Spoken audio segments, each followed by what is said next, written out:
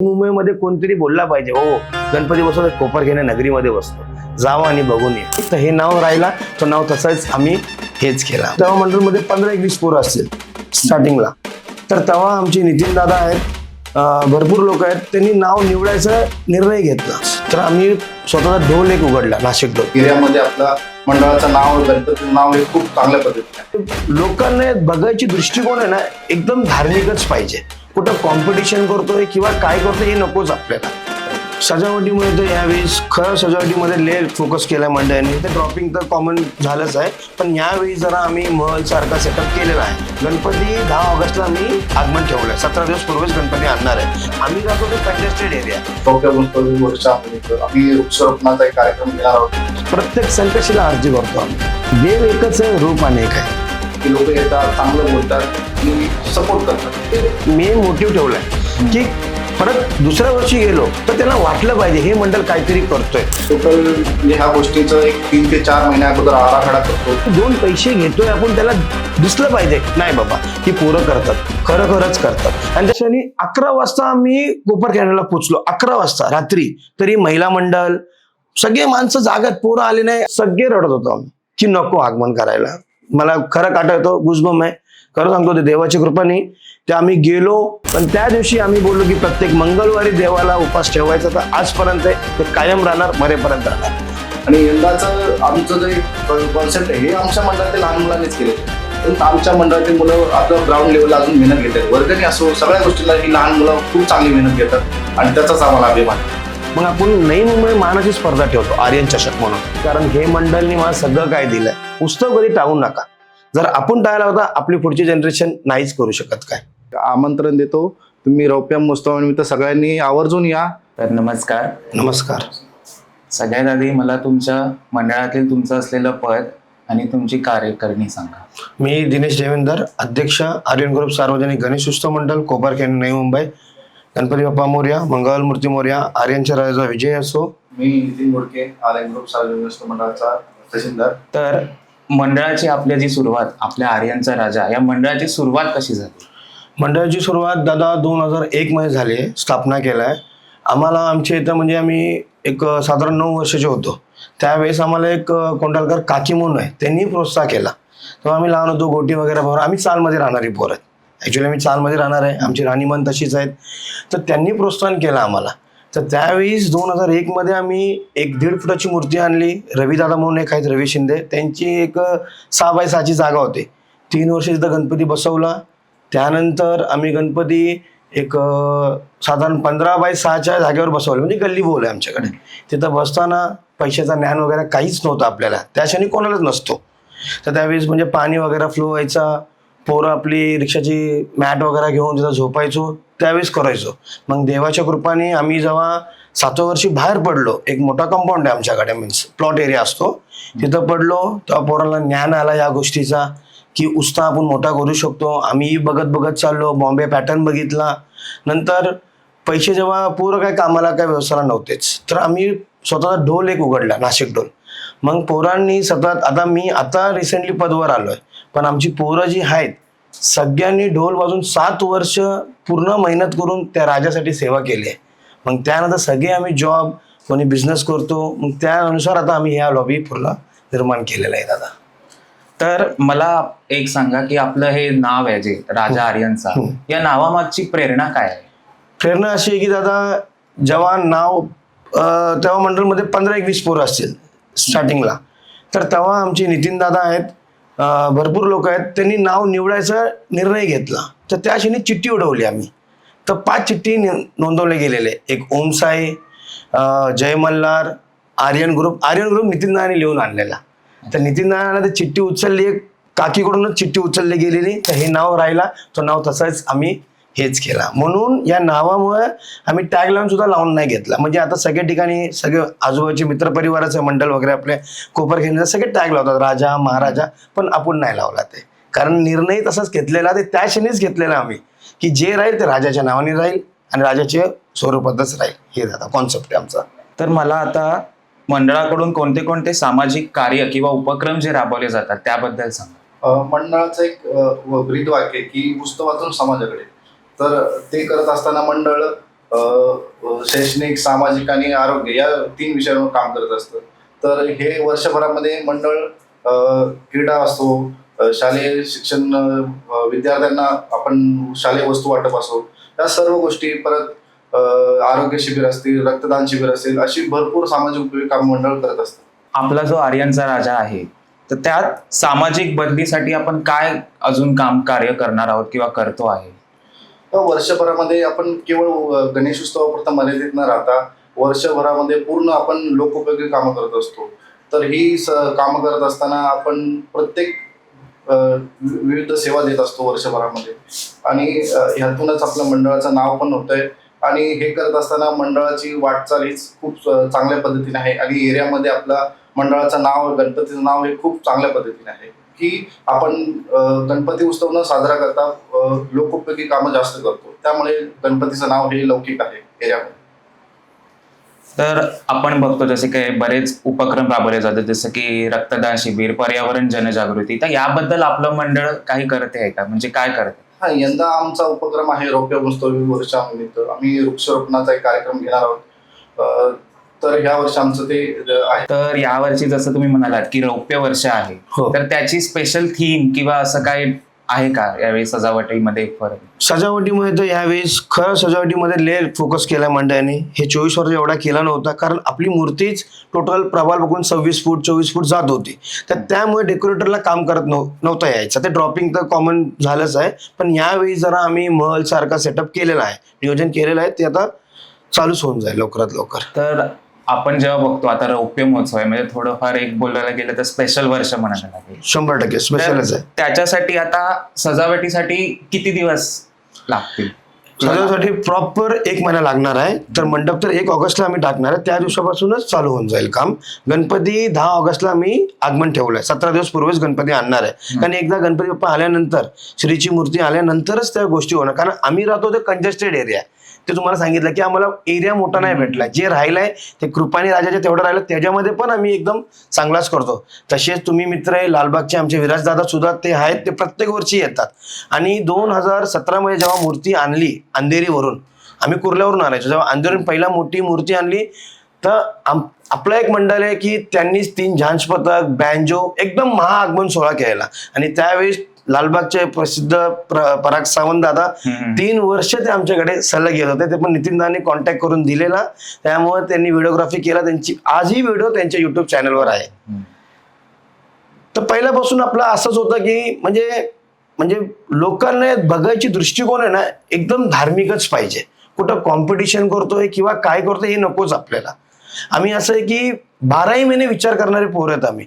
2 वर्ष झाले दादा, 24 आता 26वा महिना आहे.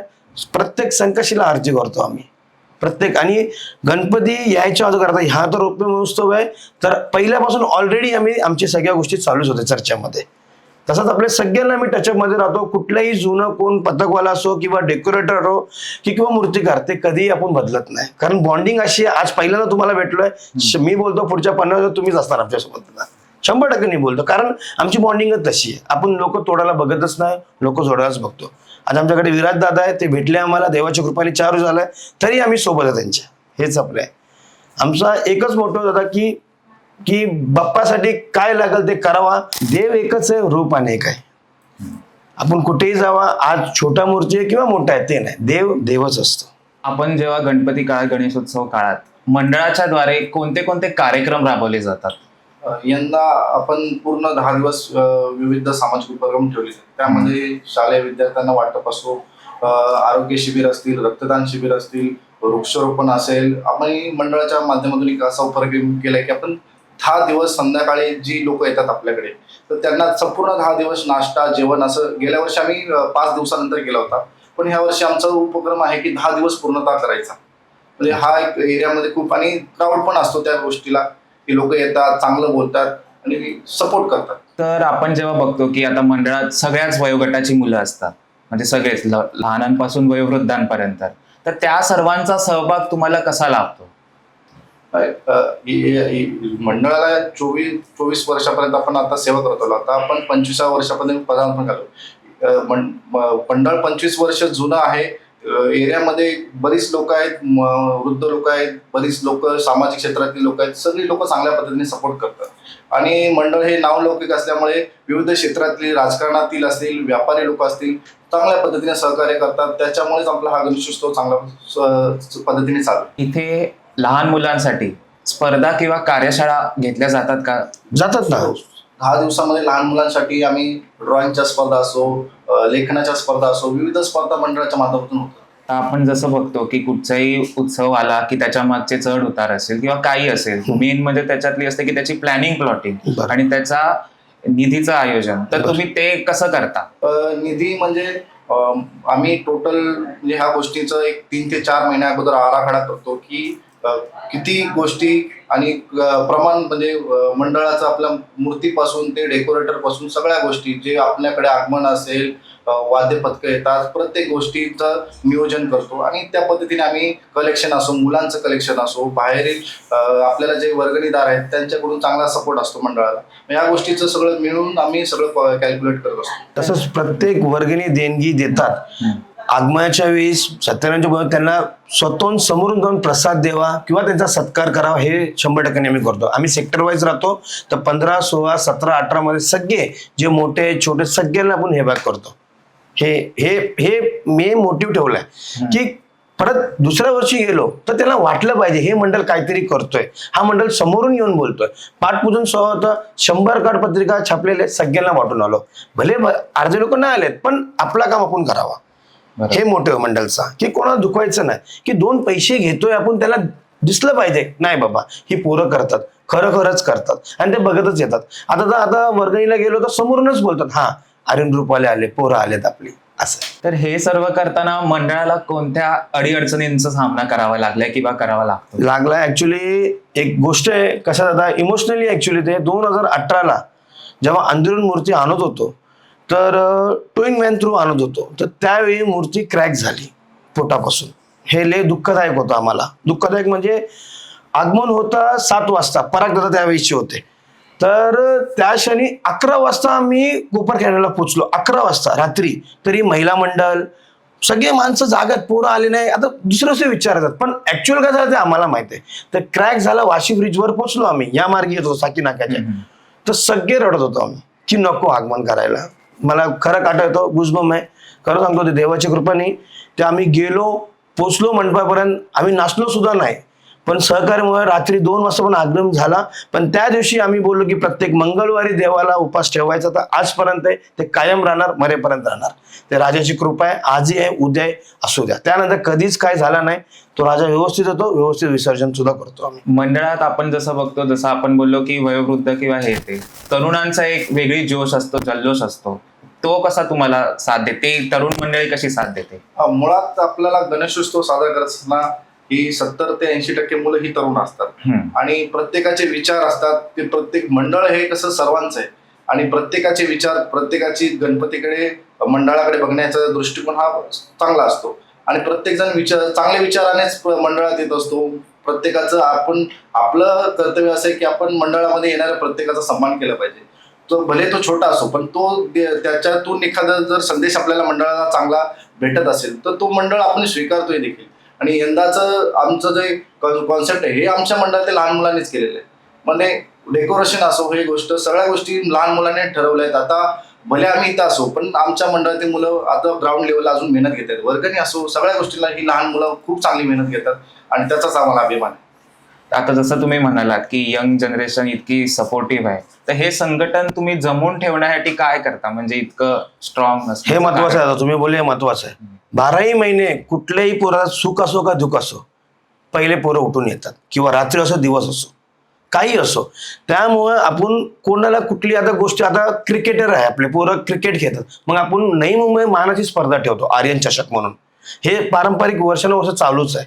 हे सुद्धा ठेवतो. बाहेरची लोक येतात आणि अख्खे मुंबईचे ओपनचे प्लेयर येतात. हे नावाजले जर तुम्ही कधी बघितलं तर तुम्हाला 100% समजून जाईल. म्हणजे पोरांचे काय कॉन्सेप्ट असेल, आता एक छोट्या छोट्या गोष्टी पण करतो, कोजागिरी पौर्णिमा पण करतो, सगळ्या गोष्टी करतो. म्हणजे आम्ही बिझीच राहतो प्रत्येक महिन्याला आणि कॉन्टॅक्टमध्ये राहतो. मेनली काय दुखापत झाला तर हे सगळ्यात मोठा हे आहे की सगळेच येतात.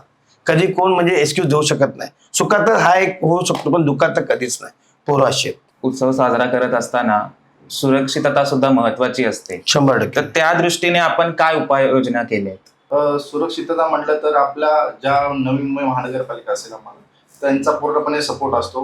ट्रॅफिकचं नियोजन असो, नवी मुंबई महानगरपालिकेत आमची फायर सेफ्टीची टीम असेल, सगळ्यांचा चांगल्या प्रकारे सपोर्ट असतो आणि त्याचं पूर्ण 10 दिवसामध्ये ते लोक त्यांची अपडेट घेत असतात आणि मंडळ देखील त्यांना चांगल्या प्रकारे सपोर्ट करतं आणि विसर्जनापर्यंत आम्ही पूर्ण प्रॉपर त्यांना सपोर्टच असतो आमचा आणि त्यांचा देखील आम्हाला चांगल्या प्रकारे सपोर्ट असतो आणि हे 10 दिवस पूर्ण उत्सव चांगल्या पद्धतीने साजरा व्हावा त्यासाठी कार्यकर्ते देखील खूप मेहनत घेतात. पर्यावरणपूरक गणेश मूर्ती आणि सजावट वापरता का? पर्यावरण मूर्ती म्हणजे आता तर गणपती पीओपीचाच आहे, तर 100% तेच तर आहे. कारण एवढी मोठी मूर्ती आणणं ते इम्पॉसिबल असायला लय प्रयत्न केलेला आम्ही. पण कोविडच्या वेळी आम्ही इको फ्रेंडली आणलेला गणपती, तो जागेवरच विसर्जन केला. अच्छा. हा, कोविडच्या वेळी केला, तेही उत्साह केलेला. असं नाही की ते गोष्टी इग्नोर करता येईल, तेही सुद्धा केलेला. पण आता छोटी मूर्ती आहे, ते इको फ्रेंडलीचाच चालू आहे या वर्षापासून, आता चालूच आहे. कारण मागच्या वेळेस आणलेला तोही सुद्धा पीओपीचा होता, आता यावेळी चालू आहे आता नियोजन असं आहे आता. कारण मोठी प्रतिमा आणायची तर ते हे होतच नाही. आता तुम्हाला मी इन्सिडेंट सांगितला होता 2018चा, ते इम्पॉसिबल आहे. जर एवढ्या मोठ्या मूर्ती आणतोय आम्ही तर ते बॉम्बेवर नाही येत, कारण ब्रिज ज्या अडचणी आहेत, भरपूर गोष्टी. म्हणून आता घनसोरी म्हणून आमच्याकडे मूर्तिकार आहे स्वप्नील साठे म्हणून, त्यांच्याकडून आम्ही दरवर्षी आणतोय. तर आता 25वा वर्ष आहे, सर्व मंडळात सुद्धा उत्साहातच असेल, सगळ्यांना एक आतुरता सुद्धा लागली असेल. हो. तर आता 25 वर्षांचा हा प्रवास बघता तुमच्यासाठी आर्यनचा राजा काय आहे? माझ्यासाठी सर्व आहे दादा. मी कधी विचारू शकतच नाही, काहीच नाही. कारण हे मंडळनी मला सगळं काय दिलंय. लहानपणापासून आतापर्यंत मी हाय, सगळ्या गोष्टी त्या मंडळमुळेच आहे आणि त्या पोरांमुळेच आहे. कधी विसरू शकत नाही, कधी डावू शकत नाही. त्या राजाची सेवा कधी पण, सुरुवात आज उद्या परवा कधी पण जातात, कधी विसरू शकत नाही आणि कधीही करू शकतो आपण. आजही इथं बसलोय, पोरं मेहनत घेतात, वर्गणी चालू आहे. हे पण तुम्हाला सांगतो की पोरं उत्साही होते, आपण येऊ, आपण बघू, पण नाही, कुठेतरी जिम्मेदारी दिली, आपलं करावं, मग नंतर सगळ्यांना तर ते भेटणारच. हेच आहे दादा. कुठलंही असं नाही की आम्हीच मंडळचे आहेत, भरपूर मंडळ आहेत. सगळ्यांनी आपल्या पोरांची काळजी घ्यावा, सगळे आजूबाजू सराउंडिंगला, मंडळच्या फॅमिली सगळ्यांनी करावा आणि देवासाठी एक निश्चिंत व्हा आणि चांगल्या प्रकारे होऊ द्या उत्सव कधी टाळू नका. जर आपण टाळला होता, आपली पुढची जनरेशन नाहीच करू शकत. काय हे आपण आहे तर सगळं आहे आता. तर आपण जेव्हा उत्सवाच्या एक बोलतो ना, शेवटाकडे वळतो आणि तो क्षण म्हणजे आपला विसर्जनाचा, तेव्हा नेमक्या भावना काय असतात? भावना म्हणजे विसरू शकत नाही. कुठलंही विसर्जन विचारा तुम्ही, कुठलंही आगमन विचारा, कधी नाही विसरू शकत. रडायलाच येतो दादा अक्षरशः. आणि देव एकदम काय बोलू तुम्हाला, एकदम ते नाही जाता जाता तो आम्ही विचार करतो, तू लवकर ये देवा, कधी येतो. लगेच स्टोऱ्या पडतात लगेच की एवढे दिवस राहिले देवा, लगेच प्लॅनिंग. आणि 24 वर जेव्हा जसंच मूर्ती विसर्जन झाली, 3:34 विसर्जन झाले. मी तुम्हाला टाइम सकाळ सांगू शकतो आता. तर विसर्जन प्रॉपरली झाला, आम्ही निघालो, ट्रॉली घेऊन पोहोचलो, आरती केली. लगेच पोरांच्या मनात कधी करायचा, कधी चालू करा. मग तिथून डायरेक्ट आम्ही गिरगावला गेलो. दरवर्षी पोरं सगळे विसर्जन झालं तर आम्ही गिरगावला जातो बघायला सगळे विसर्जन, असं. तर या वर्षीच्या आपल्या डेकोरेशनची थीम नेमकी काय असणार आहे? यंदा आमचं म्हणजे आमच्या मूर्तीपासून ते डेकोरेशन, ते मूर्तीच्या नुसार आम्ही डेकोरेशनची कन्सेप्ट यंदा केलेली आहे आणि त्या पद्धतीने मंडळाचं काम चालू आहे. मंडळाचं यंदा रौप्य महोत्सव असल्या कारणाने आम्ही कोपरखेड्यामधील, मला वाटतं आमचं मंडळाचं पहिलंच आगमन असेल. तर मला विभागातील नागरिकांना, आमचे जे व्यापारी वर्ग आहे, सगळं राजकारणी वर्ग आहे आणि सगळे आमचे जे वर्गणीदार आहेत, त्यांना मी एक आमंत्रण देतो, तुम्ही रौप्य महोत्सवानिमित्त सगळ्यांनी आवर्जून या आणि राजासाठी आपल्या विभागातील नागरिकांनी सर्वांनी चांगला सहभाग दाखवा, जेणेकरून एक आपला हिंदू सण हा चांगल्या पद्धतीने साजरा होईल. तसंही दादा, आता तुम्ही एवढा आपण पहिल्यांदा इंटरॅक्ट झालोय, तर तुम्हाला आमच्या मंडळ बद्दल काही तुम्ही ऐकलेलं आहे का? कधी आमच्या इन्स्टा पेज राजा_आर्यनच्या कधी तुम्ही याच्या विवादात आलेत का? कधीतरी एवढ्या मोठ्या तुम्ही बॉम्बे परिसर नावातल्या मंडळ मधले आहेत तुम्ही, सगळ्या गोष्टी तुम्हाला माहिती आहे. तुम्ही आज नाही, तुमचे पारंपरिक गोष्ट बघून आलेत. आज तर आम्ही जनरेशन मध्ये आलोय, तुम्ही तर एक 100 वर्षाचे गणपती आहेत. तर तुम्ही कधी ऐकलंय का आमच्याबद्दल? कवा तरी नाव वगैरे ऐकायला आलंय का? हे माझा प्रश्न होता तुमच्याकडे. आता सगळेच आमच्यामध्ये म्हणजे जनरेशन आमची ही सगळी सोशल मीडियावरच असते Yes. बऱ्याचदा. बरोबर. तर मग एकदा मध्ये आलं होतं जेव्हा म्हणजे मी असंच सर्च करत होतो तेव्हा, पण हे नाव मला माहितीच नव्हतं म्हणजे की Okay, म्हणजे okay. असं का ठेवलंय हे नाव. हे Okay, okay, आता okay. ते तुमच्याशी बोलून मला व्यवस्थित कळलं. Okay, आणि okay. तुम्ही जसं बोललात की पराग दादांनी व्हिडिओ बनवलेली तर ती खूप व्हायरल झालेली, कारण युट्यूबवर त्यांनी खूप त्यांचं हे आहे, त्यामुळे त्यांचं ते सगळ्यांसाठी इन्स्पिरेशन आहे. त्यामुळे त्यांची ती व्हिडिओ बघून जेव्हा खूप उत्सुकता निर्माण झालेली, पण हे नाव असं का आहे हे आज Okay. मला त्याचं कोडं सोडलंय. ऍक्च्युली तेच तुम्हाला बोलून टॅगलाईन लावला असता, पण कसं ते तेव्हाच निर्णय घेतलेला आम्ही की नकोस. काही नाही, आजूबाजूचे म्हणले सगळे आपले जे कोपरगाव नगरी एकदम हे तुम्हाला बोलतो ना, तुम्ही या, तुम्हाला मी आताच बोलतो 100% एकदा तरी भेट देऊन जावा, सगळे मंडळाला भेट देऊन जावा. सगळे मंडळाचे कॉन्सेप्ट बघा, सगळे चांगले आहेत आणि एकमेकांचे सगळे कनेक्टेड आहेत. असं नाही की कोण कुठल्या गोष्टीला काहीच नाही. हे आम्हाला कसं आहे, आज पूर्ण मुंबई परिसरामध्ये एक एक ठिकाणी मोठे मोठे एरिया झालेत. तसेच आम्हालाही आमची आवड आहे की नवी मुंबईमध्ये कोणतरी बोलला पाहिजे, हो गणपती बसतो कोपरखेरणा नगरीमध्ये बसतो, जावा आणि बघून या. 2021 साली मंडळाने एक आमचे मूर्तिकार आहेत स्वप्नील साठे यांच्याशी संगमत करून एक आम्ही मंडळाचा एक सिग्नेचर फेस बनवलाय. तो आम्ही गेले 4 वर्ष आमचं त्या सिग्नेचर फेसवरच आम्ही काम करत आहोत आणि इथून पुढेही तोच फेस असणार आहे आणि त्या पद्धतीनेच मंडळ पूर्ण वर काम करतोय. तर गेल्या 24 वर्षामध्ये तुमची सगळ्यात आवडती मूर्ती कोणती? 2023 साली जो आम्ही अवतार आणला होता तो भरपूर व्हायरल झाला होता आणि ती सर्वात चांगली मूर्ती आमची होती. आवडता मूर्तिकार? रेश्मा खातू. एखादं म्हणजे असं इन्स्पिरेशन असलेलं वर्ष किंवा ज्या एका वर्षी तुम्ही एकदम म्हणजे बोलतो ना प्रेरणादायी वर्ष होतं ते? 2020 साली ज्यानंतर कोरोनाचा काळ होता आणि त्यानंतर जे आपण गणपती शासनाच्या अटीनुसार आम्ही साजरा केला, त्या वर्षी ते खूप आम्हाला चॅलेंजिंग होतं आणि त्या वर्षामध्ये आम्ही खूप मेहनत केली. त्यानंतर पूर आला सातारा कोल्हापूर या ठिकाणी, तर मंडळाने त्या वर्षी खूप मेहनत घेतली आणि बरेच उपक्रम वगैरे मंडळाच्या माध्यमातून त्या वर्षी झाले आणि ते वर्ष म्हणजे लक्षात राहिलं असं आहे. एखादं मंडळ त्याच्यावरून तुम्ही इन्स्पायर झालात किंवा? आम्ही तेजुकाया मंडळ म्हणजे हे मुंबईतलं एका चाळीतलं मंडळ आहे आणि त्याच्यापासून आम्ही भरपूर घेण्यासारखं आहे भरपूर काही.